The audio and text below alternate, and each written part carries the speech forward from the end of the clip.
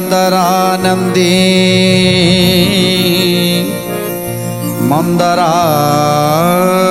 मंदरालय वंदित वंदे वंदारु मंदारम इंदिरा मंदिराम।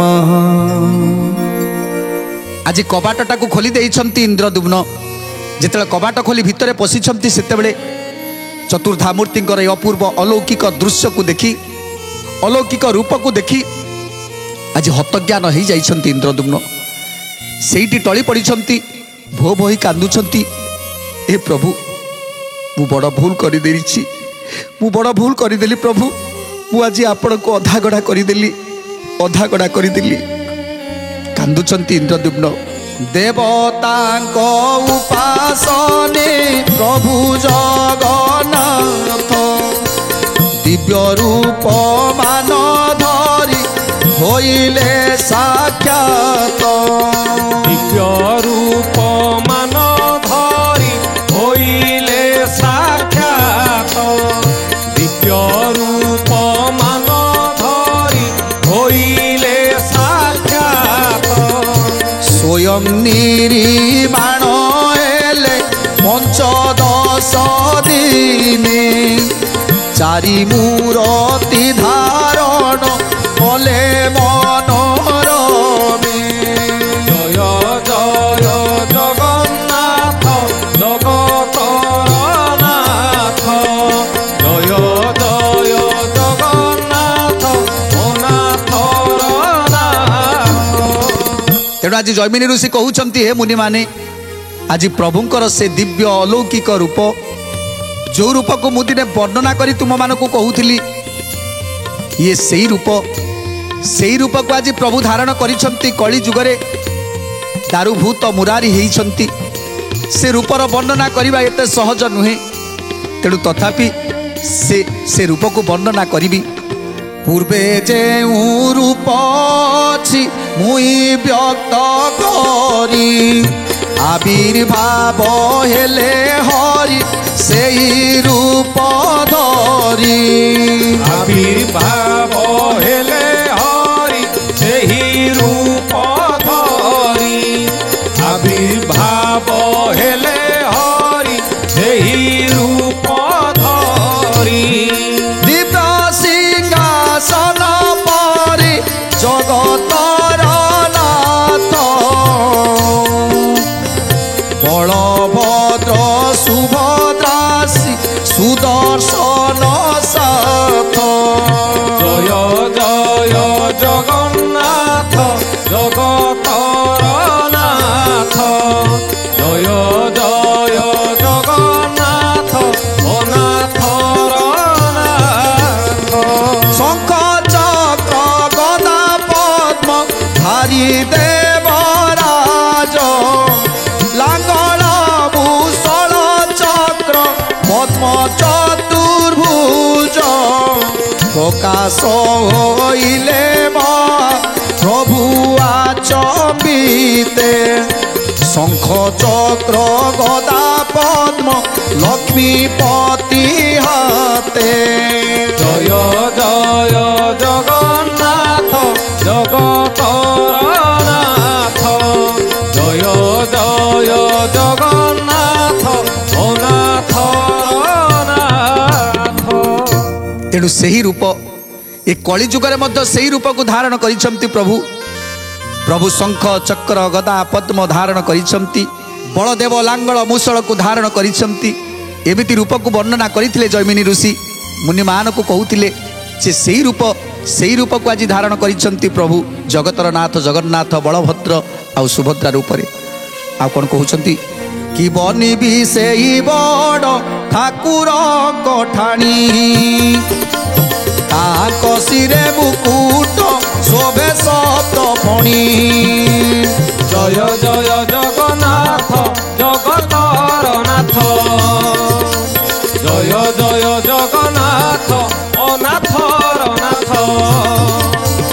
ଛତ୍ର ଆକାରେ ସୁନ୍ଦର ସେହି ରତ୍ନ ପାଗ ସର୍ପର ଆକୃତି ମନୋରମ ଧବଳାଙ୍ଗ জয় জয় জগন্নাথ জগতর নাথ জয় জয় জগন্নাথ অনাথর নাথ বড়ই অদ্ভুত সে সূচি কনকান্তি রজত পর্বত সম মহাবলী মূর্তি জক জক ঝটকই শ্রবণে কুণ্ডল তার কিরণ মণ্ডে শ্রীগণ্ড মণ্ডল জয় জয় জগন্নাথ জগতর নাথ জয় জয় জগন্নাথ অনাথর নাথ আপনে অনন্ত দেব প্রভু শঙ্কর্ষণ বিরাজতি সিংহাসনে অসিত বদন সুভদ্রা কুকুম মুখী পরমা সুন্দরী কমল ভয়বর বেনি করে ধরি জয় জয় জগন্নাথ অনাথর নাথ জয় জয় জগন্নাথ জগতর নাথ আবির্ভাব হেলে শুভে আপনি কমলা চৈতন্য রূপিণী সচি কর যে অবলা এই দেবী দ্বাপরে যে কৃষ্ণ অবতারে জন্মিলে ভাগ্যবতী রোহিণী উদরে জয় জয় জগন্নাথ জগতর নাথ জয় জয় জগন্নাথ অনাথর নাথ তেণু আজ সমস্তଙ୍କର রূপକୁ ବର୍ଣ୍ଣନା କରୁଛନ୍ତି ଜୈମିନୀ ଋଷି ଯେ ଇନ୍ଦ୍ରଦ୍ୟୁମ୍ନ ଯେତେବେଳେ ଯାଇ ପହଞ୍ଚି ଯାଇଛନ୍ତି ସେତେବେଳେ ସେହି ଅପୂର୍ବ ରୂପ ଯେଉଁ ରୂପକୁ ନିଜେ ସ୍ୱପ୍ନରେ ସବୁବେଳେ ଦର୍ଶନ କରୁଥିଲେ ହେଲେ ଆଜି ଏମିତି ଏକ ରୂପକୁ ସେ ଦର୍ଶନ କରିବେ ବୋଲି କେବେ ବି ଚିନ୍ତା କରିନଥିଲେ ଯିଏ ସୁଦୂର ମାଳବରୁ ସ୍ୱପ୍ନାଦେଶ ପାଇ ଆଜି ଉତ୍କଳ ମାଟି ପର୍ଯ୍ୟନ୍ତ ଆସିଲେ ଆଉ ଉତ୍କଳ ମାଟିରେ ଯାହାକୁ ଦର୍ଶନ କରିବା ପାଇଁ ଆସିଥିଲେ ସେ ଅନ୍ତର୍ଧ୍ୟାନ ହେବା କଥା ଶୁଣି ଆଜି ବିମୋହିତ ହୋଇଯାଇଥିଲେ। ପୁଣି ଥରେ ପ୍ରଭୁ ତାକୁ ବାଟ ବତେଇଥିଲେ, ହେ ଇନ୍ଦ୍ରଦ୍ୟୁମ୍ନ ତମେ ମୋ ଦର୍ଶନ ନିଶ୍ଚୟ ପାଇବ, ହେଲେ ତୁମକୁ ଅପେକ୍ଷା କରିବାକୁ ପଡ଼ିବ। ମୁଁ ତୁମକୁ ସେହି ରୂପକୁ ଦର୍ଶନ ଦେବି, ସେହି ମାଧବ ରୂପକୁ ଦର୍ଶନ ଦେବି, ହେଲେ ଟିକେ ଧୈର୍ଯ୍ୟ ରଖିବା ଦରକାର। ତେଣୁ ଆଜି ସେହି ଧୈର୍ଯ୍ୟର ଅନ୍ତ ଘଟିଛି। ଆଜି ପ୍ରଭୁ ଦର୍ଶନ ଦେଇଛନ୍ତି ନବ କଳେବର ରୂପରେ, ନୂଆ ରୂପରେ ଆବିର୍ଭାବ ହେଇଛନ୍ତି। ତେଣୁ କି ନାମ ଦେବେ ଇନ୍ଦ୍ରଦ୍ୟୁମ୍ନ? କହୁଛନ୍ତି ହେ ପ୍ରଭୁ ଆପଣ ହେଉଛନ୍ତି ଜଗତର ନାଥ ଜଗନ୍ନାଥ, ଆପଣ ହେଉଛନ୍ତି ସ୍ରଷ୍ଟା, ଆପଣ ହେଉଛନ୍ତି ସୃଷ୍ଟି। ତେଣୁ ଆପଣଙ୍କର ନାମ ଆଉ କ'ଣ ଦେବି ପ୍ରଭୁ? ଆପଣଙ୍କର ଯେତେ ନାମ ଦେଲେ ବି କମ୍ ହେଇଯିବ। ଆପଣ ହେଉଛନ୍ତି ଅନ୍ତର୍ଯାମୀ, ଆପଣ ହେଉଛନ୍ତି ଜଗତର ସ୍ୱାମୀ। ତେଣୁ ଆପଣ ହେଉଛନ୍ତି ଜଗତର ନାଥ ଜଗନ୍ନାଥ। ଏମିତି ଇନ୍ଦ୍ରଦ୍ୟୁମ୍ନ ଆଜି ଚିନ୍ତା କରୁଛନ୍ତି। ତେଣୁ ଆଜି ଜଗତର ନାଥ ଜଗନ୍ନାଥ, ବଳଭଦ୍ର ସୁଭଦ୍ରା, ଚକ୍ରରାଜ ସୁଦର୍ଶନ, ତେଣୁ ତାଙ୍କର ରୂପକୁ ବର୍ଣ୍ଣନା କରି ଆଜି ଜୈମିନୀ ଋଷି କହୁଛନ୍ତି ସମସ୍ତ ମୁନିମାନଙ୍କୁ ଯେ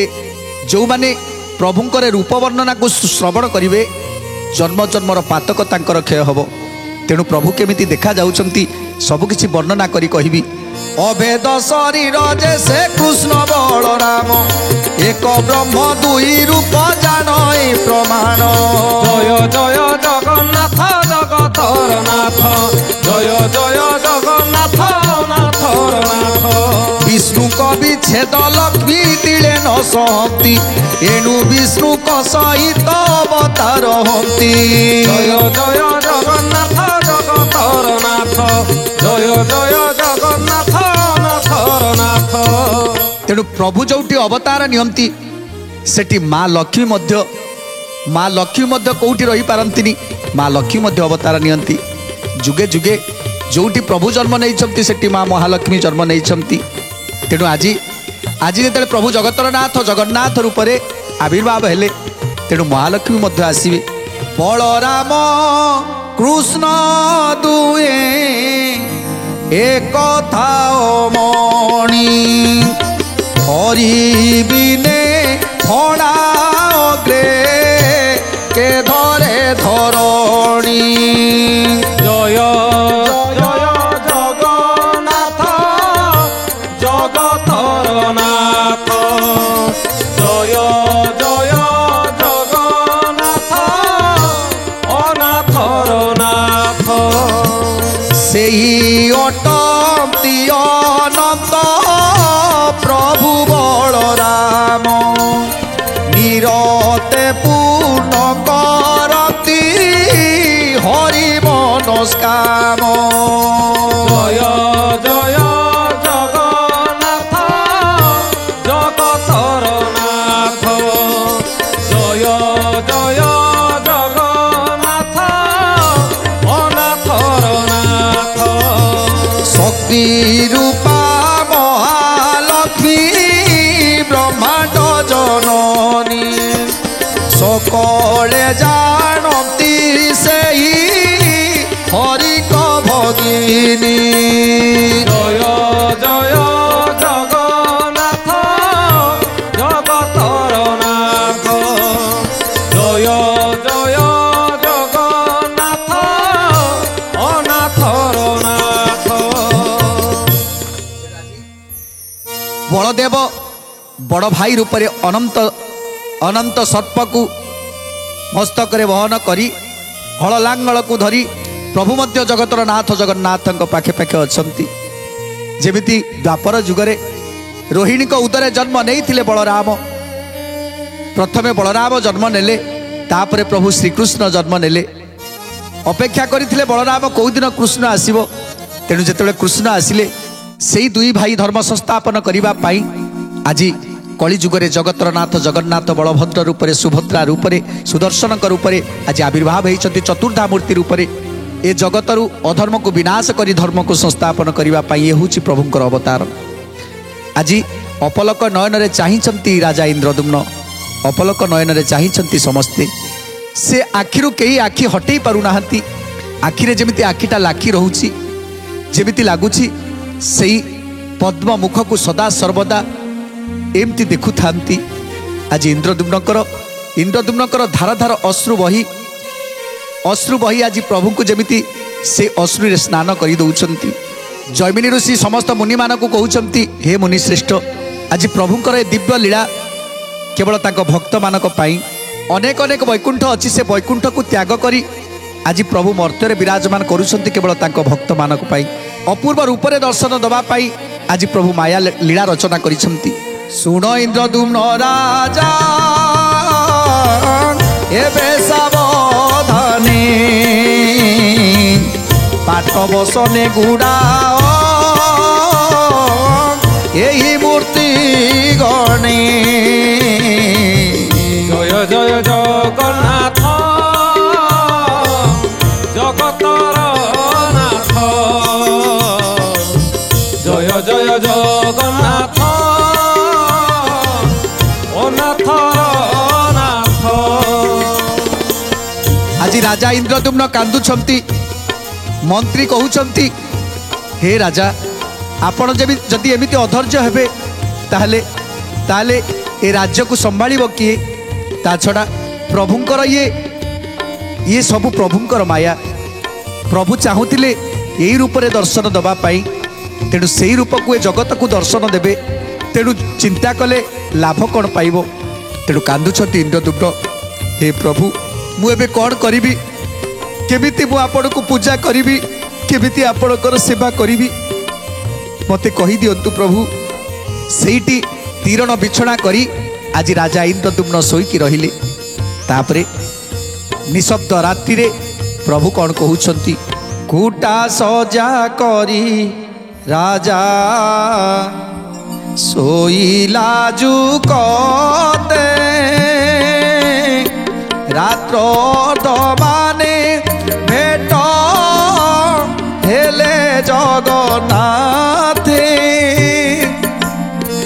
ठाकुर बोइले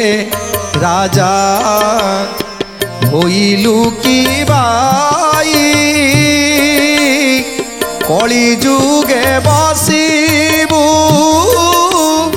बौद्ध रूप होई राजा बौद्ध रूप जय जय जगन्नाथ जगतर नाथ जय जय जगन्नाथ अनाथर नाथ हे अनाथर नाथ तो कार्य थिले राजा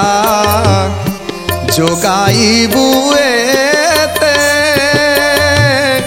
दयणारे हाथ गड़ भियाइन मोते कर पत्र जोड़ी इंद्र द्युमन बोलाई सावधाने सुन प्रभु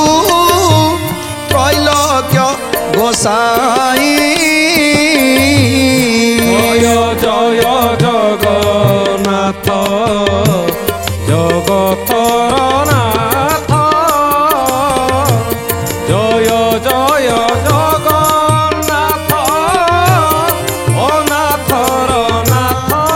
तुमे अनाथर नाथ तेणु प्रभु कहउचंती हे राजा इंद्रद्युम्न तमे जमा भी चिंता करना तमे जो रूप को दर्शन करने चाहूल जो रूप को मु तुमको सब बेले देखा दौली मुझे रूप में आविर्भाव होती कहीं कलिजुगे मु केवल बौद्ध रूप हो रही चतुर्धा मूर्ति भाव चतुर्धा मूर्ति रे आमे एठी रहिबु तेणु हे राजा आज हाथ नाई गोड़ नाई बोली तमे मन दुख करुछ हेले जदि तमर इच्छा हुए दयणारे मोर हाथ गोड़ को भियाण करिवो आउ जदि पारिवो ताले सुनारे मोर गोड़ हाथ तैयारी करिदब आउ से सुना गोड़ हाथ लगे ए समस्त को देखी दब मु पूर्ण ब्रह्म मु होछि पूर्ण ब्रह्म जगतर नाथ जगन्नाथ तेणु हे इंद्रद्युम्न कलिजुगरे ये जो चकाचका आखि देखुच ये चकाचका आखि गोटे चंद्र हेले गोटे सूर्य आउ ये रूपर तत्व को बुझा हेले जगन्नाथंकर रूपर तत्व को बुझा हेले आगे निजकू शून्य करने को पड़ो जमिति मु एबे अणाकार महाशून्य शून्य मध्य निरामय निरामय मध्य ज्योति संज्योति भगवान अण आकार को आज मु आकार देइछि जार आकार नहीं ताकू गोटे आकार को आनी तेणु से आकार भितर तत्व को खोज स्रष्टा को खोज सृष्टि की खोज तापरे तुम्हें सबू से ही रूप में सबकि पाइब जेमिति जेमिति मार्कंडेय ऋषि बटपत्र उपरे देखिथिले बालमुकुंद रूपरे शोइथिले श्रीकृष्ण आउ तांको पाटी भितरे देखिथिले 14 ब्रह्मांड सेमिति सेमिति एई जगन्नाथंकर एई रूपरे एई अनाकार रूपरे तुम्हें सबकिछि देखि पारिबो से तत्व को बुझिबा दरकार तत्व को जानिबा दरकार से ज्योति को उपलब्ध करिबा दरकार जे पर्यंत निजको शून्य करिदब जेतेबेले ए मन मुन चैतन्य को सबकिछि ताको पाखे अर्पण करि पारिबो सेतेबेले मोर रूप कौन कहीं रूप सब तत्व को बुझी पारिबो तेणु राजा इंद्रद्युम्न कहउछंती हे प्रभु ताले मु आपण को पूजा करिबि केमिति केमिति पूजा करिबि प्रभु सबकिछि मते कहि दियंतु बुढ़ा बड़े संतान जुगे जुगे थीब बरस के 3 रथ निर्माण होइब बरस के ତିନି ରଥ ନିର୍ମାଣ ହୋଇବ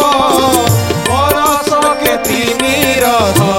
ନିର୍ମାଣ ହୋଇବ ହସି କରି ବୋଲୁଛନ୍ତି ପ୍ରଭୁ ନାରାୟଣ ଯା ପଚାରିଲ ରାଜା ସେହି ସେ ପ୍ରମାଣ ଯାହା ପଚାରିଲ ରାଜା ସେହି ସେ ପ୍ରମାଣ ଯାହା ପଚାରିଲ ରାଜା ସେହି ସେ ପ୍ରମାଣ। ତେଣୁ ଆଜି ପ୍ରଭୁ କହୁଛନ୍ତି ହେ ରାଜା ଇନ୍ଦ୍ରଦ୍ୟୁମ୍ନ ତମେ ନୀଳଗିରିର ନୀଳକନ୍ଦରରେ ଏକ ଦେଉଳଟେ ପ୍ରତିଷ୍ଠା କର ଦେଉଳଟିଏ ତିଆରି ଆରମ୍ଭ କର ଆଉ ସେଇ ଦେଉଳରେ ସେଇ ଦେଉଳକୁ ପ୍ରତିଷ୍ଠା କର ଦେଉଳ ପ୍ରତିଷ୍ଠା ପରେ ମୋର ଏ ମୂର୍ତ୍ତି ଏ ଦାରୁ ବ୍ରହ୍ମ ମୂର୍ତ୍ତିକି ନେଇ ସେ ରତ୍ନ ସିଂହାସନରେ ସ୍ଥାପନ କର ଏ ଜଗତକୁ ଉଦ୍ଧାର କରିବା ପାଇଁ ମୁଁ ଲୀଳା ପ୍ରକଟ କରିବି।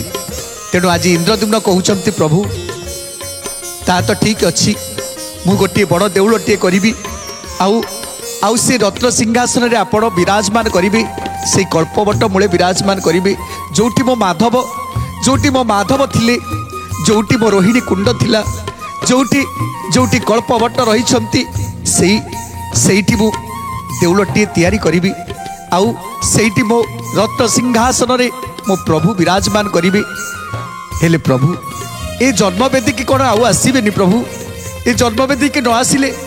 ତାହେଲେ ମୁଁ କେମିତି ରହିବି ମୁଁ ଆପଣଙ୍କୁ ଦର୍ଶନ ନ କରି କେମିତି ରହିବି। ତେଣୁ ପ୍ରଭୁ କହୁଛନ୍ତି ସବୁକିଛି ହେବ ମୁଁ ନିଶ୍ଚୟ ତୁମ ସେ ଜନ୍ମବେଦୀକି ଯିବି ବର୍ଷକରେ ଥରେ ମୁଁ ମୋ ଜନ୍ମବେଦୀକି ଯିବି ତୁମକୁ ଦର୍ଶନ କରିବାକୁ ଯିବି ଗୁଣ୍ଡିଚା ମାଆକୁ ଦର୍ଶନ କରିବାକୁ ଯିବି। ତେଣୁ ତମେ ବ୍ୟସ୍ତ ହୁଅନା ଇନ୍ଦ୍ରଦ୍ୟୁମ୍ନ ତମରି ପାଇଁ ଏ ସାରା ସଂସାର ଉଦ୍ଧାର ହେବ ଆଉ ଆଜିଠାରୁ ନିଶ୍ଚିତ ଭାବରେ ତୁମର କଥା ମୁଁ ନିଶ୍ଚୟ ରଖିବି। ଆଉ କ'ଣ କହୁଛନ୍ତି ହସି କରି ବୋଲୁଛନ୍ତି ପ୍ରଭୁ ନାରାୟଣ ଯାହା ପଚାରିଲ ରାଜା ସେହି ସେ ପ୍ରମାଣ ଯେ ବନ ସମର ଗଟି ବନସ୍ତରେ ଥିଲା ନୀଳ ଯେ ମାଧବ ରୂପ ଆମ୍ଭର ପୂଜିଲା ଜୟ ଜୟ ଜଗନ୍ନାଥ ଜଗତର ନାଥ ଜୟ ଜୟ ଜଗନ୍ନାଥ ନାଥର ନାଥ ସବରର ଘରେ ଯେଉଁ ପୁତ୍ର ହେବେ ଜାତ ଦଇତା ସେବକ ହେବେ ବୋଲେ ଜଗନ୍ନାଥ ଜୟ ଜୟ ଜଗନ୍ନାଥ ଜଗତର ନାଥ ଜୟ ଜୟ ଜଗନ୍ନାଥ ନାଥର ନାଥ। ତେଣୁ ବିଦ୍ୟାପତିଙ୍କ ଠାରୁ ଯେଉଁ ପୁତ୍ର ସନ୍ତାନ ଜନ୍ମ ହେବେ ତାଙ୍କର ବଂଶଧର ମାନେ ଦଇତାପତି ହେବେ ଆଉ ସେଇମାନେ ମୋର ପୂଜା କରିବେ ଯାହାକି ପ୍ରଭୁ ଗୋଟି ଗୋଟି କରି ସମସ୍ତ କଥାକୁ ବର୍ଣ୍ଣନା କରୁଛନ୍ତି ଯେ କିଏ ମୋର ପୂଜା କରିବ କିଏ ମୋର କେଉଁ କାର୍ଯ୍ୟ କରିବ ସବୁ କଥା ଆଜି ଇନ୍ଦ୍ରଦ୍ୟୁମ୍ନକୁ ବୁଝେଇ ଦେଉଛନ୍ତି। ତେଣୁ କ'ଣ କ'ଣ ସବୁ ବୁଝାଉଛନ୍ତି ଆମେ ପରବର୍ତ୍ତୀ ଅଧ୍ୟାୟରେ ଜାଣିବା। ଆଜି ତ ସମୟ ଇସାରା ଦେଲାଣି ଆଜି ପାଇଁ ବାଣୀକି ବିରାମ ଦେବା ଟିକେ ପ୍ରଭୁଙ୍କର ନାମ ସଂକୀର୍ତ୍ତନ କରି ଆଜିର କାର୍ଯ୍ୟକ୍ରମକୁ ସମାପ୍ତ କରିବା। ଜଗନ୍ନାଥ ଜଗନ୍ନାଥ ଜଗନ୍ନାଥ ପାଇମା ଜଗନ୍ନାଥ ଜଗନ୍ନାଥ ଜଗନ୍ନାଥ ରକ୍ଷମା ଜଗନ୍ନାଥ ଜଗନ୍ନାଥ ଜଗନ୍ନାଥ ପାହି ମାମ୍ ଜଗନ୍ନାଥ ଜଗନ୍ନାଥ